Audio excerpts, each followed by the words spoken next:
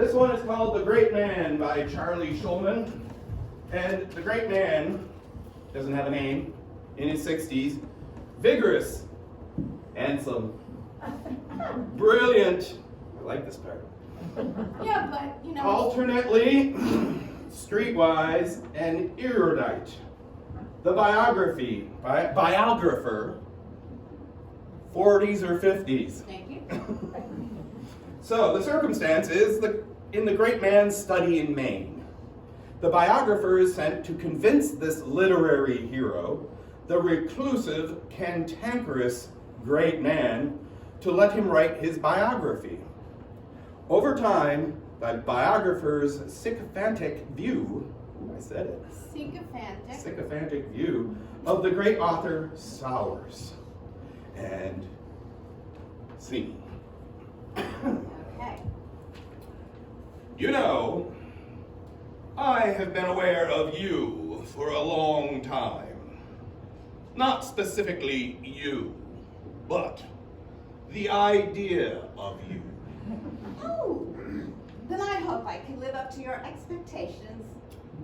Me too. We'll see. I've actually written you several letters and various postcards, mementos from my life, souvenirs, so to speak. I'd love to see them. Oh, yes, I'm sure you would. Yes, I've always kept you near and dear to me. I knew from the time that I was a young man that someday I would have a biographer. That eventually, if I didn't die an untimely death, I would meet him or her and have this very discussion that we're having now. Well, then you're at an advantage because you've already had this thought and thought it through. Yes, I have had this and other discussions with you in my mind. Ooh, then I hope you won't mind having them again for my benefit. Well, not at all. We've discussed literature and politics. I've defended my ideas, my actions, my life. Over time, I've even created something of a lasting bond with you. To be honest, it's a bond that has lasted as long as I've ever known. So, you've created a fictional character in your mind's eye.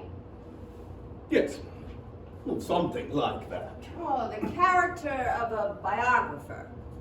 Yes. And you have created a long-standing friendship with this person. In a manner of speaking. Oh, and now fiction becomes reality. Exactly. And you're worried. Yes. But I'm also eager to find out how it all works out in the end. Well, how do you suspect it will work out in the end? Well, eventually, I fall out with everyone, but I hate the idea of ruining a beautiful relationship. But you always knew that one day you would meet the biographer.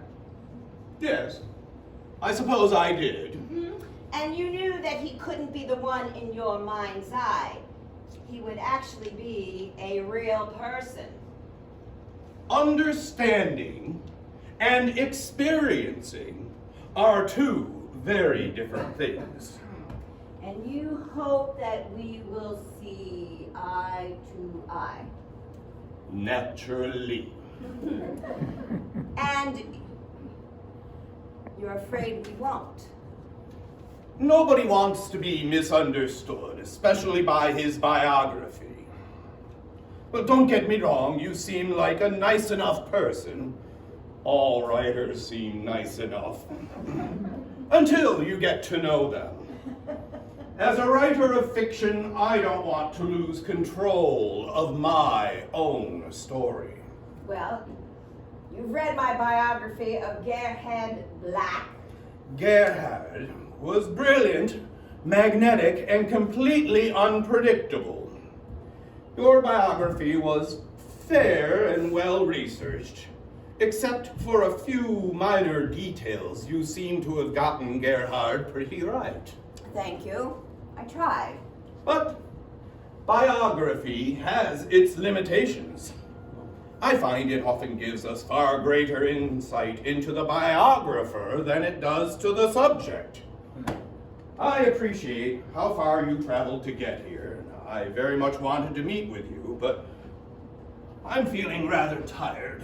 Well, I can come back later this afternoon. No. That won't be necessary. You're a fine writer. If I ever were to have a biographer, I would be damn lucky if he turned out to be you. I don't understand. Well, contrary to what my agent or anyone else may think, I'm not dead yet. And yet, I don't intend to die anytime soon. I am still writing, I'm still screwing, and still making mischief. And if anyone is going to be my biography, or biographer, well, it better damn well be me. Our discussion has only furthered my confirmed desire to write my own memoir. I thought we had an agreement. Oh, you talked me out of it. Ah! My assistant Nick can give you directions to the throughway.